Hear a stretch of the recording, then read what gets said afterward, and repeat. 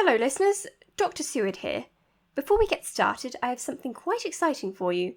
I've been doing some research since it looks like I'll be handling the podcast for a bit, and I've come across some truly wonderful productions, so I thought I'd let you know about some of them on occasion. I'll start today by sharing with you the trailer for a fascinating piece of speculative fiction. Enjoy!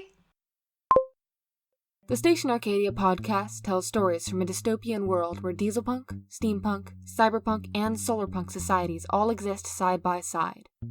These diverse stories are told through a radio station on a shifting island, and given voice by the station's host, Cassandra. Did that man just try to offer jerky as a consolation prize for someone's daughter? Woven through each standalone story are threads that come together to tell the story of a revolution and hope in the face of a dying world. I understand enough. The revolution still has hope, and I want to help. Breaks in the narration bring us on site to each society, where we hear 4 unique and powerful stories. Stop squirming. I can lift myself through the window. Let me just... Ow. Station Arcadia broadcasts Fridays at 9 a.m. Pacific Time. Transcripts and additional information are available at stationarcadia.com. Remember, listeners, stay safe, stay moving, and stick close. You've been listening to Station Arcadia, the promo. Welcome to Murray Mysteries.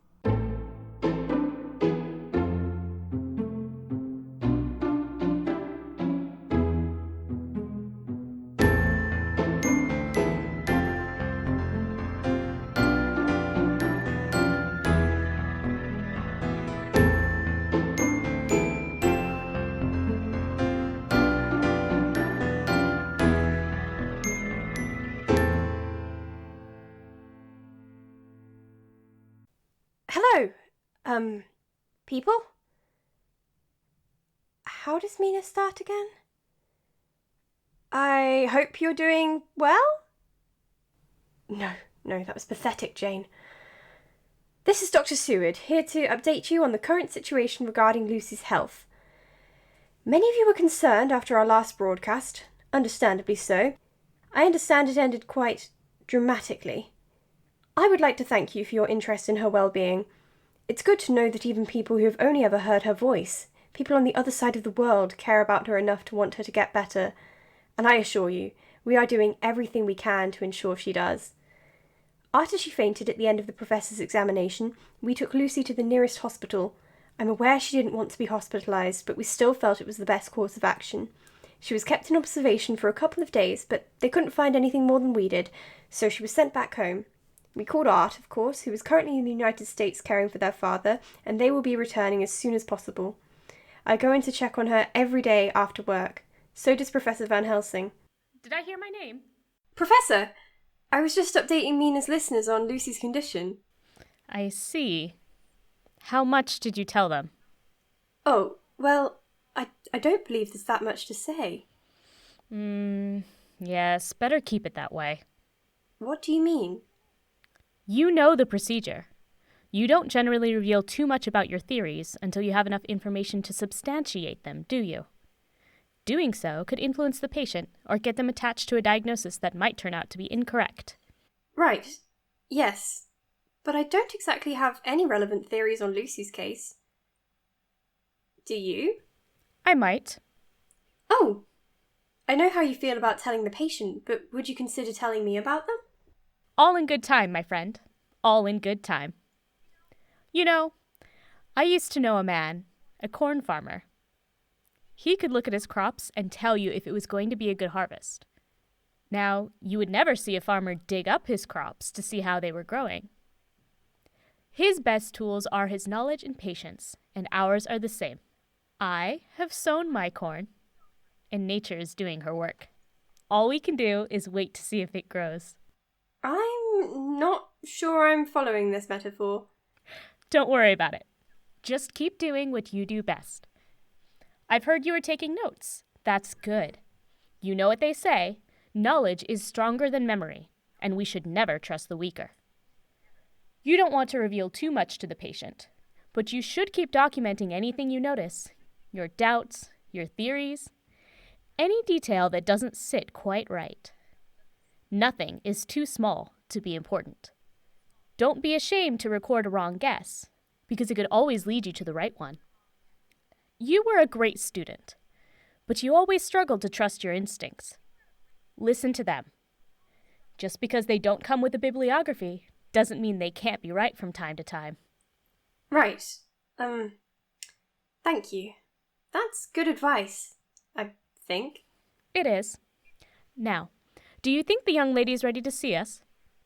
I suppose so. Wait, should I stop recording? What did I just say? Oh, yes. Documenting. Of course. Device stays on. Jane? Ah, you're just in time. We were just about to go in. Oh, good. Great. I came as fast as I could. My dad's doing better, and I couldn't stand the thought of being so far when she's going through all this. I see it's a party. Sorry. I didn't mean to ignore you. You must be Professor Van Helsing. It's great to meet you, ma'am. Thank you so much for taking care of Lucy. Likewise. And I assume you're Art, Lucy's partner. You have very good timing. We could use your help. What can I do? You can ask me anything. If I could go through this instead of her, I would. I don't know what I would do if anything happened to her. It took us years to finally get together, and now this. It's like the universe is against us, and I have no idea how to fight it. You're here for her, and that's a start. Morale plays a huge role in physical health, and I'm sure she'll feel better with you around. In fact, we shouldn't make her wait any longer than necessary. After you.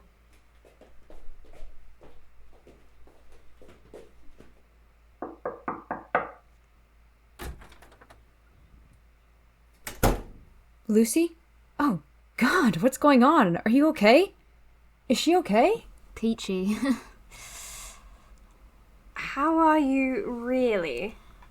As you can probably tell by my lovely complexion and melodic voice. Not too good. Oh, Lou. No, none of that. You promised. She's got a severe blood deficiency. We need to take her to the hospital. No hospital.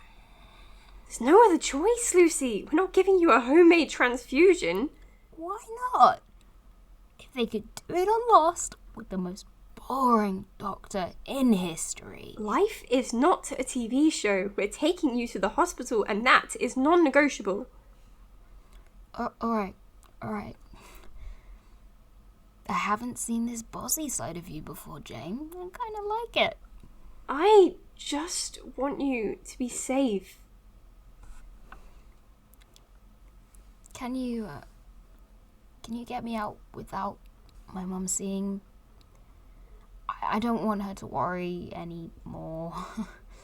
She's already sick enough. We'll do our best, right? Right. Can you carry her? Yeah, I can do it. Would you go ahead and take her to the car? We'll be right behind you. Here, I'll get the door. We should go. She needs urgent help. Just a minute. Did you see those marks on her neck? I did, yes. They look like puncture marks. They didn't seem to be infected or anything. I thought they might have something to do with the blood loss, but there's no traces of it on the bed, so it can't possibly be that.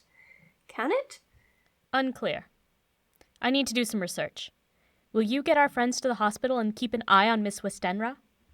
It's especially important you do not let her out of your sight. You're not coming? I'll join you later. Right now, I need to follow up on a theory. You know how it is. No time to lose. I suppose so. God, is this still recording? Murray Mysteries is a Nove storytelling production.